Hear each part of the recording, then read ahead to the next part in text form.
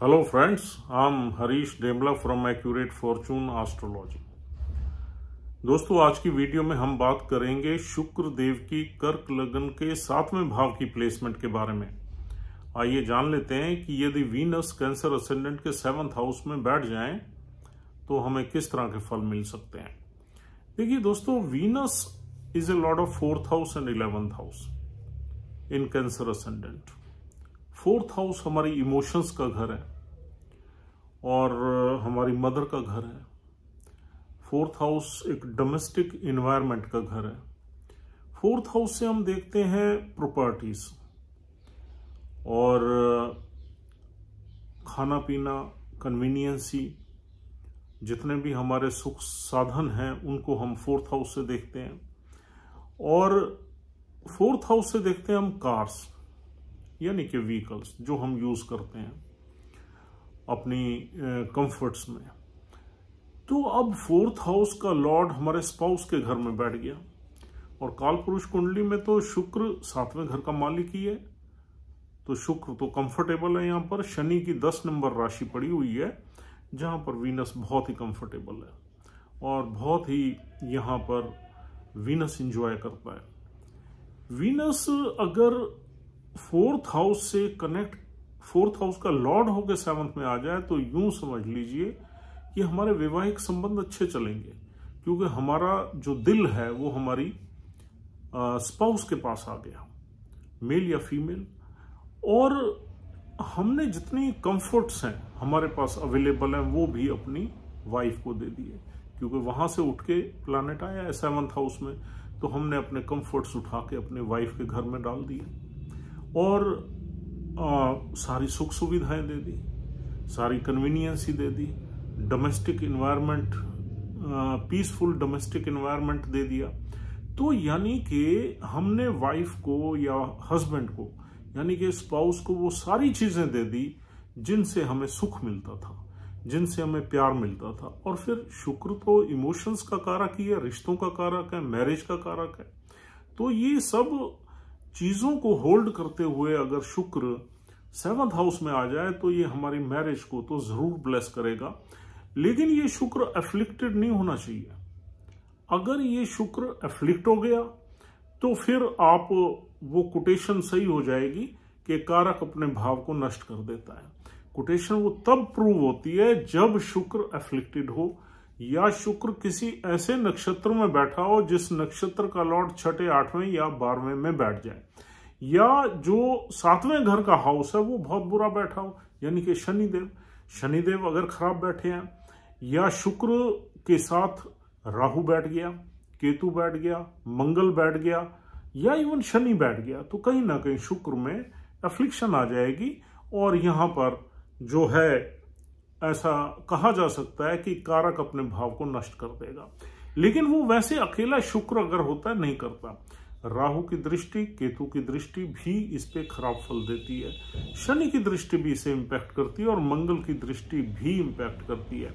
लेकिन अगर without affliction Venus बैठा हुआ है यहाँ पर और जिस नक्षत्र में बैठा हुआ है उस नक्षत्र का लॉर्ड भी ठीक है और शनिदेव जो कि इस घर को होल्ड करते हैं वो भी ठीक है, तो फिर ये तो बहुत ही ब्लेस करेगा। तो ऐसे आदमी वैवाहिक सुख भोगते हैं, सेंसुअल रहते हैं, फिजिकल प्लेजर्स में रहते हैं। फिजिकल कंपैटिबिलिटी या फिजिकल प्लेजर या सेक्स एंड सेंसुअलिटी उनकी मैरिड लाइफ में बहुत होती है। वो एक लंबे टाइम तक इन चीजों को एंजॉय करते हैं, कार्नल प्लेजर्स को एंजॉय करते हैं। और उनके पास गाड़ियों का सुख, मकान का सुख, डोमेस्टिक एनवायरनमेंट का सुख और उनके पास लग्जरीज का सुख, लिक्विड सुख, ये सारे सुख मिलते हैं।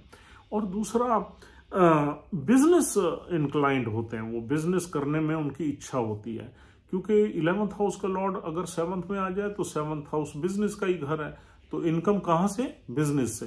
तो मोस्टली ये लोग बिजनेस की तरफ इंक्लाइंड रहते हैं। अगर ये नौकरी भी करते हैं तो इनके मन में एक इच्छा रहती है कि यार हमने अपना काम करना है। और देखिए शुक्र जो है वो बहुत ही यूं कहना चाहिए कि एक तो रिश्तों का कारक है और फिर एक कैश लिक्विड का कारक है। और शुक्रदेव अगर हमारे चार्ट में अच्छे होते हैं तो हमें संसारिक सुखों का भोग तो रहता ही रहता है। और फिर 11वां घर भी हमारा लाभ भाव है, यानी कि हमारी डिजायर्स का घर है। उस डिजायर्स का घर हमारे 7वें में आ जाए तो ये एक बहुत ही ऑस्पिशियस प्लेसमेंट हो गई। और फिर वहाँ राशि भी 10 नंबर राशि है, हमारे कैरियर की राशि है, प्रोफेशन की राशि है। तो यहाँ पर इंसान मोस्ट प्रोबेबली बिजनेस की तरफ झुकाव रहेगा उसका। जरूरी नहीं है बिजनेस करे, क्योंकि दूसरे प्लैनेट्स भी अपना असर देते हैं। लगन का स्वामी भी हमें बताता है कि हम क्या करेंगे, लेकिन फिर भी ये वाला पर्टिकुलरली प्लेसमेंट हमें बिजनेस की तरफ ज्यादा झुकाव देती है। और दोस्तों अब देखिए यहाँ पर एक तो मैरिटल हैप्पीनेस बिल्कुल क्लियरली इंडिकेटेड है, और एक हमें मकान का सुख, गाड़ियों का सुख, पैसे का सुख, कन्वीनियंसी का सुख, माता का सुख, ये सब चीजें हमें मिलती हैं। दूसरा, वीनस 11th हाउस का भी लॉर्ड है। अब 11th हाउस का लॉर्ड अगर 7th में आ जाए तो आदमी बिजनेस की तरफ झुकेगा। दूसरा, आदमी की इच्छाएं जो है, मटीरियलिस्टिक डिजायर्स जो हैं, उसकी यहाँ पर पूरी होने का पूरा योग बनता है, क्योंकि 7वां घर जो है वो डेफिनेटली हमारे काम धंधे का घर है, तो काम धंधे में उसकी डिजायर जरूर पूरी होंगी। और 11वें घर से हम देखते हैं अपना नेटवर्क सर्कल। तो यहाँ पर नेटवर्क सर्कल से इंसान की रिलेशनशिप, प्रोफेशनल रिलेशनशिप बहुत अच्छी रहेगी। ओवरऑल पर्सनल रिलेशनशिप, क्योंकि 4th हाउस का भी लॉर्ड है, तो हमारी जो मैटरनल जो फैमिली है उससे भी हमारी रिलेशनशिप अच्छी रहेगी, और प्रोफेशनल रिलेशनशिप भी बहुत अच्छी रहेगी। तो हम एक कनेक्ट जो है वो इमोशनल बनाएंगे। और लेकिन यहाँ पर थोड़ा सा इंसान थोड़ा सा सेंसुअल भी हो जाता है।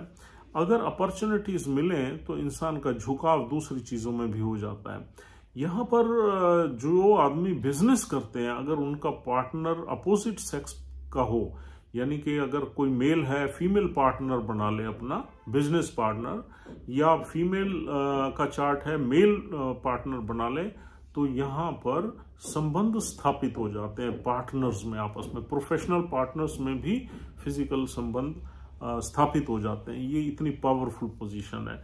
और यहाँ पर अगर मंगल बैठ जाए तो फिर तो डेफिनेटली आदमी आउट ऑफ मैरिज भी निकल जाता है। राहु बैठ जाए तब भी ऐसे योग बनते हैं, क्योंकि ये अफ्लिक्शन हो गया। मंगल जो है ना हमारी फोर्स है, एनर्जी है, और वीनस हमारी रिलेशनशिप है। तो रिलेशनशिप में जब फोर्स का प्लैनेट आता है तो आदमी डेयरिंग भी हो जाता है, और ये फिजिकल इन्वॉल्वमेंट हो जाती है अपोजिट सेक्स में। और फिर मैरिज के घर में अगर ये है तो मैरिज से सेटिस्फेक्शन की कमी होके आदमी बाहर निकल जाता है, क्योंकि मंगल उस डिजायर को काफी बढ़ा देता है, राहु तो उसको गलत तरीके से बढ़ा देता है। फिर तो अगर राहु यहाँ बैठ जाए तो हमारी जो है आउट ऑफ कास्ट भी हम चले जाते हैं, यानी कि कोई हम ये नहीं देखते कि ये कौन है, हम दूसरे किसी कास्ट या क्रीड या रिलीजन के बंदे के साथ भी कभी कभी इन्वॉल्व हो जाते हैं। ऐसे ही अगर केतु हो जाए तो केतु इसको एक सेपरेटिव एनर्जी या डिससेटिस्फेक्शन का योग बनाता है। वीनस के साथ, हालांकि वीनस केतु में मित्रता है, लेकिन केतु का सिग्निफिकेंस ऑल टुगेदर डिफरेंट है। तो केतु अगर वीनस के साथ नजदीक बैठ जाए तो ये भी हमारी शादी में कहीं ना कहीं हमारी शादी में कुछ ना कुछ प्रॉब्लम्स क्रिएट करता है, और एक सेपरेटिव टेंडेंसी यानी कि रहती है। और दोस्तों अब 11वें घर से हम देखते हैं लाभ। तो इंसान जो है लोगों से अपनी जो है लाभ कमा सकता है। 7वां घर एक जो है ना हमारी सामने की दुनिया का घर है, तो आदमी सामने की दुनिया से रिश्ते अच्छे बनाएगा। शुक्रदेव तो है ही रिश्तों के कारक, और 10 नंबर राशि है पावरफुल लोगों की और गवर्नमेंट मशीनरी की। तो यहाँ पर अगर सूर्य की पोजीशन भी ठीक हो तो आदमी पावरफुल लोगों से बहुत अच्छा कनेक्ट करेगा, उनसे अच्छे रिलेशन रखेगा, और एक इमोशनल कनेक्ट रखेगा, और यानी कि उनसे फॉर्मल नहीं इनफॉर्मल रिलेशंस रखेगा। तो ये दैट पावरफुल पोजीशन इज। अब ये घर जो है हमारे बिजनेस का भी है, इंटरनेशनल बिजनेस का भी है, लीगल अग्रीमेंट्स का भी है, और तो यहाँ पर लीगल एग्रीमेंट्स में आदमी थोड़ा सा यहाँ पर कैजुअल हो जाता है, एक ट्रस्ट लेवल बढ़ जाता है, क्योंकि ये शुक्र जो है ये आदमी को डिप्लोमेटिक तो बनाता है, लेकिन ये लीगल एग्रीमेंट्स में बहुत ज़्यादा ये नहीं घुसता। मरकरी जो है वो लीगल एग्रीमेंट्स में बहुत शार्प रहता है, और जब भी आप किसी बिजनेस के सिलसिले में कोई भी किसी से आप बात करोगे, नेगोशिएट करोगे, या आप लीगल फॉर्मेलिटीज़ में घुसोगे, तो उसकी एक एक जो क्लॉज है वो आप अच्छे से पढ़ोगे, अच्छे से उसको फ्रेम करोगे और फिर आगे बढ़ोगे। लेकिन ये वीनस है, वीनस तो रिलेशनशिप बेसिस पे ही, ट्रस्ट बेसिस पे ही आगे चलता है। तो यहाँ लीगल एग्रीमेंट्स में थोड़ी बहुत आपको कमी ज़रूर मिलेगी, और कभी कभी उन चीज़ों को लेके हमें पछताना भी पड़ता है। और दोस्तों यहाँ पर इंसान इमोशनल रहेगा, सोशल कॉन्टैक्ट्स में भी इमोशनल रहेगा, लीगल एग्रीमेंट्स में भी वो ट्रस्ट ज़्यादा करेगा, और निटी ग्रिटी में यानी कि लीगल एग्रीमेंट्स की निटी ग्रिटी में आदमी ज़्यादा नहीं घुसेगा और फेस वैल्यू पे ज़्यादा काम करेगा। और लेकिन यहाँ पर इन सब चीज़ों के बावजूद भी बिजनेस में सक्सेस मिलने का योग बनता है। हाँ, नक्षत्र जिसमें शुक्रदेव बैठे हुए हैं वो नक्षत्र का लॉर्ड वेल प्लेस्ड होना चाहिए, तभी इंसान को सक्सेस मिलेगी। तो हमने 3-4 चीज़ों को यहाँ और देखना है। और दोस्तों 11वें घर से छोटी मोटी बीमारियां भी मिलती हैं, तो यहाँ पर इंसान को छोटी मोटी बीमारियों का भी सामना करना पड़ता है।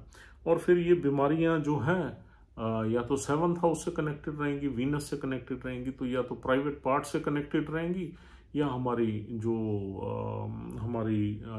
ऑर्गन्स हैं उनसे कनेक्टेड रहेंगी। तो यानी कि कहीं ना कहीं यौन संबंधी बीमारियों का यहाँ पर जो है देखा गया है। अगर वीनस एफ्लिक्टेड है, केतु जैसा प्लैनेट है, या फिर 6ठे घर से या 8वें घर से कनेक्ट हो रहा है, तो यहाँ पर कुछ न कुछ यौन पीड़ा या यौन से संबंधित बीमारियों का भी सामना करना पड़ता है।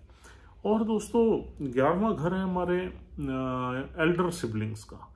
यहाँ एल्डर सिबलिंग से हमारे अच्छे ताल्लुकात रहेंगे, मदर से भी हमारे अच्छा अफेक्शन रहेगा, और मैटरनल फैमिली से भी हमारा अच्छा संबंध रहेगा। हाँ, अगर शनिदेव जो इस घर को होल्ड करते हैं वो 6ठे में बैठ जाए, मूला नक्षत्र में बैठ जाए 6ठे में, तो बहुत दिक्कत हो जाएगी। फिर ये वीनस इस घर को हैंडल नहीं कर पाएगा, इसमें लगातार प्रॉब्लम्स चलेंगी। या फिर वीनस अगर किसी दूसरे प्लैनेट के साथ बैठ गया जो कि इसको अफेक्ट कर देता है, तब भी यहाँ दिक्कत रहेगी। तो दोस्तों अब हम देख लेते हैं यहाँ पर नक्षत्र कौन से मिलते हैं। देखिए दोस्तों, यहाँ नक्षत्र मिलते हैं उत्तराषाढ़ा, श्रवण और धनिष्ठा। उत्तराषाढ़ा नक्षत्र के 3 चरण मिलते हैं जो सूर्य देव का है। और देखो तीनों ही प्लैनेट सूर्य, चंद्र, मंगल के नक्षत्र मिलते हैं, और तीनों ही ऑस्पिशियस प्लैनेट्स हैं इस राशि में, इस चार्ट में, इस असेंडेंट में। अगर सूर्य के नक्षत्र में यहाँ पर शुक्र बैठे हुए हैं तो सूर्य की प्लेसमेंट अच्छी होनी चाहिए। सूर्य अगर साथ बैठ जाए तो बहुत बुरा हो जाएगा। सूर्य अगर कहीं दूसरे घर में बैठे हुए हैं, अच्छे बैठे हुए हैं, तो फिर अच्छा हो जाएगा। और सूर्य नीच के नहीं होने चाहिए, और किसी गलत घर में नहीं होना चाहिए, 12वें 8वें में या 6ठे में नहीं होने चाहिए, और नीच के नहीं होने चाहिए। तो यहाँ पर फिर वीनस आपको ब्लेस करेगा इन सब चीज़ों से। आप पैसा भी कमाएंगे बिजनेस में, और आपकी रिलेशनशिप्स भी अच्छी रहेंगी, तो ये बहुत अच्छा चार्ट हो जाएगा। और मैरिटल और प्रोफेशनल रिलेशनशिप दोनों ही अच्छी रहेंगी। और दूसरा नक्षत्र दोस्तों यहाँ मिलता है श्रवण, जिसके 4 चरण यहाँ है। वो चंद्र का नक्षत्र है, और चंद्र की ही कुंडली देख रहे हैं हम। तो चंद्र का अच्छा होना तो तय है, आपको किसी भी प्लैनेट की प्लेसमेंट के अच्छे रिजल्ट्स लेने के लिए मून का अच्छा बैठना जरूरी है। देखिए, जो लगन होता है ना, वो रिसीवर है। लगन ने तो लेना ही लेना है, और बाकी प्लैनेट्स ने देना है। अगर लगन ही वीक है, हमारा लेने के लिए तैयार ही नहीं है, तो फिर दूसरे प्लैनेट्स भी उसको वो दे नहीं पाएंगे जो वो देना चाहते हैं। तो दोस्तों लगन का अच्छा होना, और अगर ये श्रवण नक्षत्र में शुक्र बैठा हुआ है और चंद्रदेव अच्छे बैठे हुए हैं, तो फिर ये बहुत ही अच्छी यहाँ पर प्रेडिक्शंस निकलेंगी, बहुत अच्छे रिजल्ट्स मिलेंगे। चौथे घर से रिलेटेड, 11वें घर से रिलेटेड और 7वें घर से रिलेटेड। और अदरवाइज अगर चंद्रदेव खराब बैठ गए, नीच के बैठ गए, छठे, 8वें, 12वें में चले गए, तो फिर यहाँ पर स्ट्रगल रहेगा चीजों में। और तीसरा नक्षत्र है यहाँ धनिष्ठा, जिसके 2 चरण मिलते हैं, पहला और दूसरा। मंगल देव का नक्षत्र है, अगर मंगल देव के नक्षत्र में शुक्र बैठ जाए तब भी कोई दिक्कत नहीं है, लेकिन मंगल देव की प्लेसमेंट अच्छी होनी चाहिए अच्छे रिजल्ट्स लेने के लिए। नक्षत्र के लॉर्ड की प्लेसमेंट देख के आपको ये अंदाजा हो जाएगा कि यहाँ हमें वीनस कैसे ब्लेस करेगा। क्या ये हमें कुछ डिफिकल्टीज वगैरह रहेंगी या स्ट्रेट अवे बड़ी क्लीन वे में हमें ये ब्लेस करेगा। तो अब ये ब्लेसिंग सिर्फ मैरिड लाइफ में नहीं है, प्रोफेशनल लाइफ में भी है, बेनिफिट्स में भी है, प्रॉफिट्स में भी है, एंड रिचनेस में भी है। सारी चीजें इंटरकनेक्टेड हैं। तो आपने एक तो यहाँ पर नक्षत्र के लॉर्ड की प्लेसमेंट देखनी है, और दूसरा ये देखना है कि वीनस अफ्लिक्टेड तो नहीं है, वीनस के साथ कोई खराब ग्रह तो नहीं बैठा, और वीनस पे किसी खराब ग्रह की दृष्टि तो नहीं है। अगर खराब ग्रह की दृष्टि हो भी सही, तो वो अच्छे हाउस से बैठे हुए दृष्टि हो तो वो ज्यादा अफेक्ट नहीं करती। अब कोई प्लैनेट खराब ही बैठा हुआ है और उसकी दृष्टि आ गई, सपोज कोई खराब नक्षत्र में है या खराब घर में बैठा हुआ है, उसकी दृष्टि यहाँ आ गई, तो फिर यहाँ पर ये परेशानियां हमें देखने को मिलती हैं। अदरवाइज कोई अगर अच्छे घर में प्लैनेट बैठा हुआ है कोई और उसकी दृष्टि आ गई, तो फिर हमें अफ्लिक्ट तो थोड़ा हो जाएगा, लेकिन बहुत खराब रिजल्ट्स नहीं देगा। तो आपने इस तरीके से इसको एनालाइज करना है। सो फ्रेंड्स, अब यहाँ पर एक दो चीजें और भी हैं, जैसे हमारी स्पाउस जो है बहुत ब्यूटीफुल होगी, बहुत उसकी फिजिक अट्रैक्टिव होगी, सेंसुअल अपील होगी उसमें। और ये लगन का शुक्र, ये 7वें घर का शुक्र लगन को भी देखता है, तो ये आदमी भी हैंडसम होगा। तो यहाँ बैठा हुआ शुक्र डेफिनेटली हमारे स्पाउस को हैंडसम या ब्यूटीफुल बना देगा। और थोड़ा सा हमारे जो स्पाउस है वो डिप्लोमेटिक भी होगा, चालाक भी होगा, सुंदर भी होगा, चालाक भी होगा, ट्रिकी भी होगा। ये सारी शुक्र की अपनी ही देन है। और ऐसे लोग थोड़ा फैशन से जुड़े हुए होते हैं, थोड़ा अपनी परफ्यूम्स यूज करते हैं और अच्छे कपड़े डालते हैं, आर्टिस्टिक बेंड ऑफ माइंड रहता है उनका, और उनकी पर्सनालिटी में कुछ आपको मॉडर्न चीजें नजर आएंगी, आर्टिस्टिक चीजें नजर आएंगी। तो ये सारी की सारी जो है लुक्स आएगी। और शुक्र के साथ राहु बैठ जाए तो ये और शुक्र की ब्यूटी को एम्पलीफाई कर देता है, लेकिन इसके रिजल्ट्स बेशक खराब मिलते हैं, अदरवाइज ये अपीयरेंस को बहुत सुंदर बना देता है। तो दोस्तों, ये हमारी फिजिकल अपीयरेंस और थोड़ी अंदर की नेचर मैंने बताई है। अगर यही शुक्र आपके दूसरे घर से कनेक्ट कर जाए तो हमें जो है विवाह के बाद संपत्ति मिलती है और रिच हो जाते हैं। अगर 11 से ये कनेक्ट कर जाए शुक्र नक्षत्र के लॉर्ड के थ्रू, तो फिर ये हमारा जो स्पाउस है किसी न किसी प्रोफेशन में रहता है, एक रेगुलर इनकम का योग बनाता है। और ऐसे ही अगर ये शुक्र बैठा हुआ 5th हाउस से कनेक्ट कर जाए तो लव मैरिज के योग बनाता है। लव मैरिज तो वैसे भी हो जाती है, अगर 7th में शुक्र हो तो हमारा शुक्र बहुत तेज हो जाता है। और अगर किसी भी नक्षत्र में हो, अगर नक्षत्र का लॉर्ड कनेक्ट कर जाए 5वें घर से, तो ये चौथे घर का स्वामी 7वें में बैठ के भी लव मैरिज का योग बनाता है। लेकिन 5वें में बैठ जाए, 5वां घर तो है ही उसी चीज का, चौथा घर भी हमारी इमोशंस का है, वहां से भी वो चीजें निकलती हैं। लेकिन 5वां घर हमारी रोमांटिक लाइफ का है। तो रोमांटिक लाइफ से कहीं रोमांटिक लाइफ के घर से कनेक्ट हो जाए, नक्षत्र का लॉर्ड वहां बैठ जाए, तो डेफिनेटली ये हमारी लव मैरिज ही होगी। और अगर यहाँ राहु साथ में बैठ जाए तो इंटरकास्ट मैरिज होने के ज्यादा चांसेस रहते हैं।